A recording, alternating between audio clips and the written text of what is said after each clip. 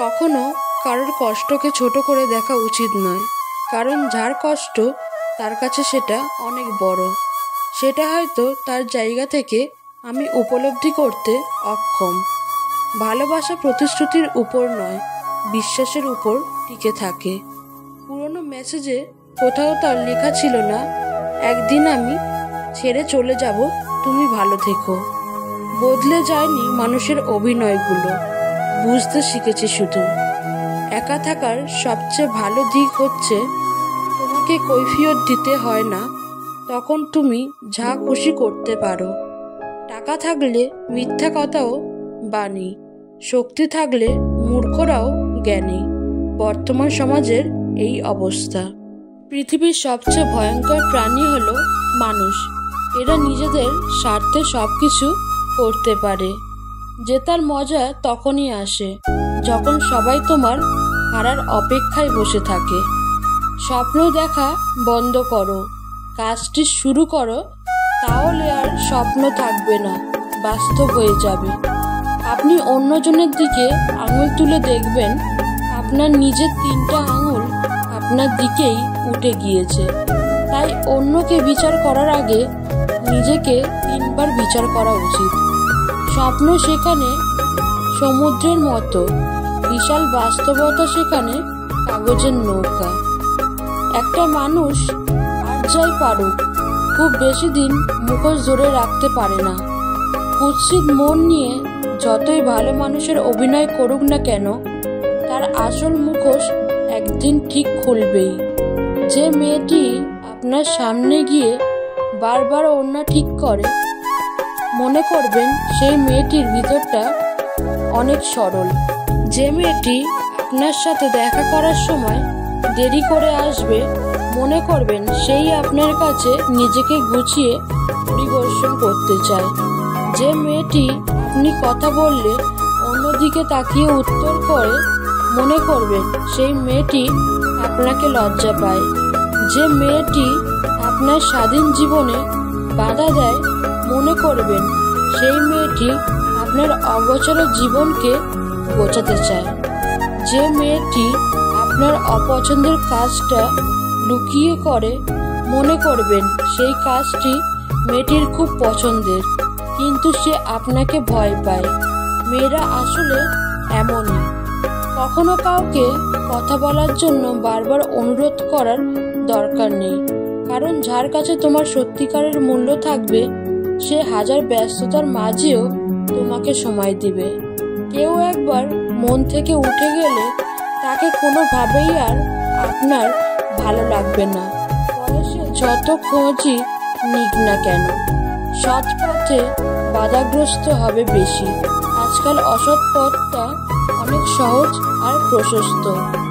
সকলেরই 2টো চোখ আছে, তবে সবার দৃষ্টিভঙ্গি এক নয়। আমি স্বপ্নকে হারিয়ে যেতে দেখেছি, কাছের মানুষকে দূরে যেতে দেখেছি। সবাই বলে ভালোবাসা হাসতে শেখায়। আমি সেই ভালোবাসাকে গভীর রাতে একাকী কাঁদতে দেখেছি। শত্রুরা আপনার মনোবল ভাঙতে পারে না, বন্ধুরা পারে। ক্ষমা হলো ভালোবাসার সবচেয়ে বড় রূপ, যার প্রতিদান হিসেবে আপনি পাবেন হাজারো ভালোবাসা। বিদায় জিনিসটা কষ্টকর, হোক সেটা ক্ষণিকের কিংবা চিরতরে। কষ্ট পেলেই কি ভালোবাসা হারিয়ে যায়? কখনো না। যে ভালোবাসতে জানে সে হাজার কষ্টের মাঝেও ভালোবাসতে পারে। যদি সত্যি ভালোবাসো, যদি সত্যি কাউকে চাও, তাকে ভালো সময়ে নয়, খারাপ সময়ে সঙ্গ দাও। কিছু বন্ধু আসলে বন্ধু নয়, তারা পরিবার। তোমার খুব আপন মানুষরাই তোমার পিছে পিছে বদনাম করে, তা কখনোই তুমি জানবে না। পুরুষের সবচেয়ে বড় পরিচয় হলো ইনকাম। মানুষ বিখ্যাত অথবা কুখ্যাত ব্যক্তিদের মনে রাখে, কিন্তু যারা মাঝখানে থাকে মানুষ তাদের মনে রাখে না। কোন ধরনের মেয়েরা বিয়ের পরেও খারাপ কাজে লিপ্ত থাকে জানেন?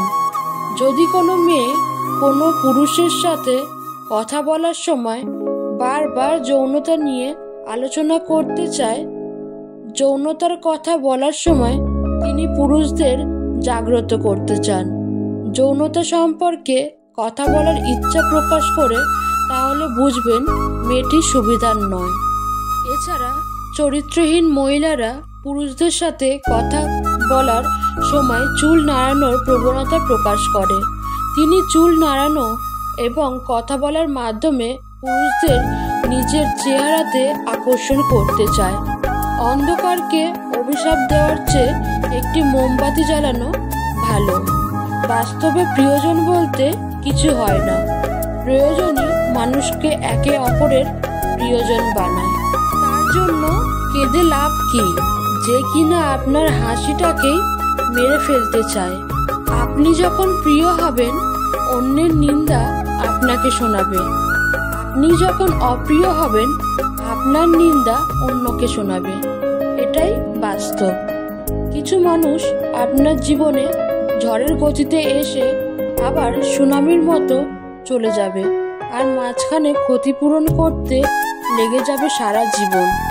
অনেক কথাই আমাদের ভেতরটাকে ভেঙে চুরমার করে দেয়, তবুও এমন ভান করি যেন কোনো ব্যথাই পাইনি।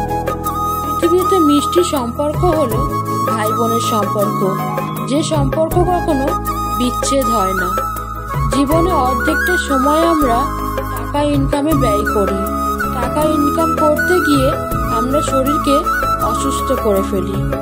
বাকি জীবনটা ইনকাম করা টাকা দিয়েই শরীরকে সুস্থ রাখার চেষ্টা করি। অবশেষে দেখা যায় না শরীর বাঁচে না টাকা। খুব কাছের কাউকে ভুলে যাওয়ার কোনো সংক্ষিপ্ত পথ নেই। প্রতিদিন মনে পড়তে থাকবে আর স্মৃতিগুলো কষ্ট দিতে থাকবে। মেয়েদের মানসিক প্রশান্তির জন্য ডাক্তার অথবা ঔষধের দরকার নেই। প্রিয় মানুষের কেয়ার, সম্মান এবং ভালোবাসায় তাদেরকে হাসি খুশি রাখতে পারে। ব্যর্থতা আসলে নতুন করে শুরু করার একটা দারুণ সুযোগ। এবার তোমাকে শুধু আরেকটু বেশি বুদ্ধি খাটাতে হবে।